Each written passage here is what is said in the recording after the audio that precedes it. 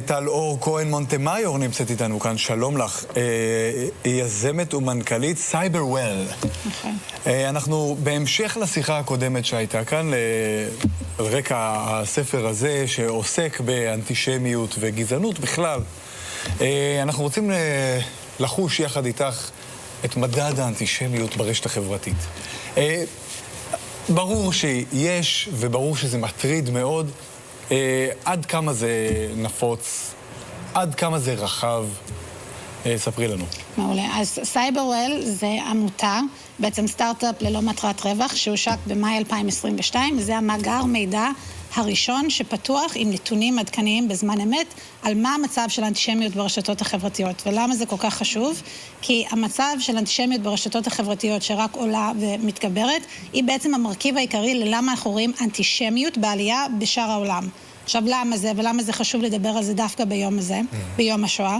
השואה לא יכלה לקרות לו הקונספט של האנטישמיות ושנאת יהודים היא לא הייתה רעיון פופולרי ומקובלת לפני זה.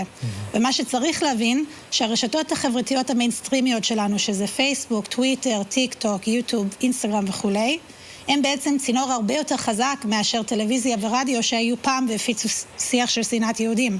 אני יודע שאת יודעת, כל סטורי או איזה פוסט של בלה חדיד, נכון? כן. אני לא מתבלבל. כן, כן. מקפיצים אותנו והכל, זה רק אישה אחת, אמנם פופולרית ברשת. אבל אותי מה שמטריד זה מה קורה, את יודעת, ברחוב הסושיאל מדיה. בקטנים. אפשר לנטר את זה? חד משמעית, זה בדיוק מה שסייברוול עושה. אנחנו משתמשים במגוון של כלים טכנולוגיים של מודיעין ברשת, של אוסינט, ואנחנו אוספים בזמן אמת שיח והתבטאות אנטישמית בכל 5 הפלטפורמות הגדולות, פייסבוק, טוויטר, אינסטגרם, טיק טוק ויוטיוב, באנגלית ובערבית. אז בוא נראה רגע קצת מהנתונים שהבאתי איתך היום, ותסבירי לנו מה אנחנו רואים, כי זה גם עניין של אחוזים, אז ספרי לנו. בהחלט. אז פה מה שאנחנו רואים זה בעצם מהדוח האחרון שיצא על המצב של אנטישמיות ברשת בשנת 2022.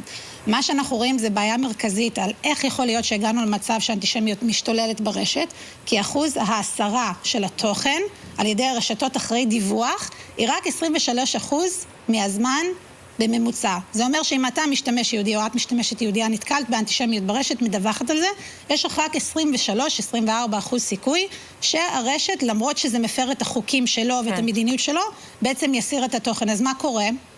הקבוצת משתמשים הזאת, שזה יהודים וישראלים ברשת, שאנחנו גם ככה קבוצת מיעוט, מדווחים, ושום דבר לא קורה. אם הייתם מתקשרים למוקד 100, והוא היה מגיע רק 23% מהזמן, הייתם מפסקים לדווח. נכון. וכל הטלת אחריות על המשתמש בעצם לדווח לרשת חברתית גדולה ומתקדמת וטכנולוגית, היא כשלעצמה אבסורדית. אבל את יודעת מה, אני זוכרת, חושב שאת אומרת את זה, כשאמרת בלה חדיד, אז אני זוכרת שמלא ישראלים ויהודים מכל העולם הגיבו לה ודיווחו עליה ועשו זה. על רקע ביטחוני בעיקר. על רקע ביטחוני, וגם האנטישמיות וזה שזה מה שהיא מעוררת ומייצגת, ואז התחילו, זה לקח זמן, ואז פשוט כל מיני אנשים שבאמת מבינים בזה מאוד, אני מניחה שגם אנשים גם מהארגון שלכם, התחילו להגיד, אל תגיבו, להפך, זה מקדם אותה, זה פותח איזשהו שיח, זה נותן במה ומקום לאנשים, זה מקדם לה את העמוד האינסטגרם שלה, את הטיק טוק שלה,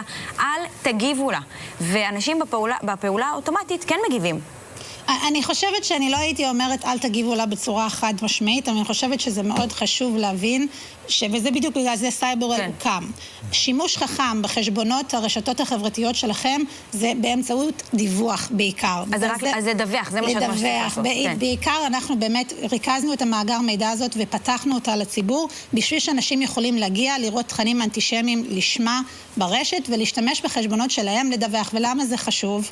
כי הרשתות החברתיות שאנחנו משתמשים בהם היום, הבטיחו לנו, בתור משתמשים יהודים וגם כישראלים, שאנחנו לא נהיה קורבנות לשנאה על בסיס הזהות שלנו. וזה החובה עליהם.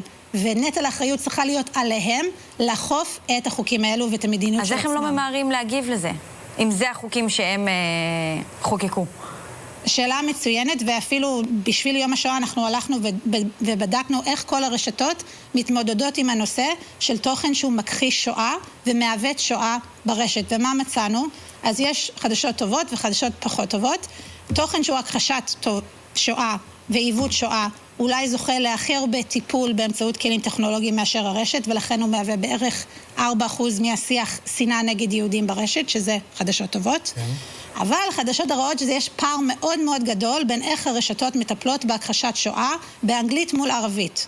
לדוגמה בטוויטר, בכ1,000 דוגמאות שאנחנו הלכנו ובדקנו ודיווחנו עליהם, אחוז ההורדה של אותם תכנים היה 34% באנגלית. לעומת זאת בערבית ירד ל8%. בפייסבוק אחוז ההורדה הייתה רק 11% באנגלית, שזה גם מכפיש, אבל בערבית זה ירד לרק 4%. אז יש ממש פערים ובעיות בכל העניין הזה של content moderation, של איך הרשתות אוכפים את החוקים משל עצמם. אנשים מוצאים דרך לעקוף את זה, שמים נקודה או מרווחים בצורה שונה את המילה. הם לומדים איך לעבוד על האלגוריתם. זה נכון, אבל שוב פעם, האחריות צריכה להיות על הרשתות החברתיות להשקיע את המקסימום מאמץ הטכנולוגי שלהם, בעצם לאכוף את החוקים שלהם. כשהתג המחיר הוא משפטי, לדוגמה פורנוגרפיית ילדים או בהפרת זכויות יוצרים, התכנים יורדים תוך דקה. בשנייה, יפה. אז אי אפשר לספר לנו שלא ניתן לעשות אותו דבר כשזה מגיע לאנטישמיות. עורכת הדין טל אור כהן מונטמאיור, גם נגיד שאת ציונית בדמך ועשית עלייה ב-2009 כחיילת בודדה, ורק הייתי חייב להכניס את זה פנימה.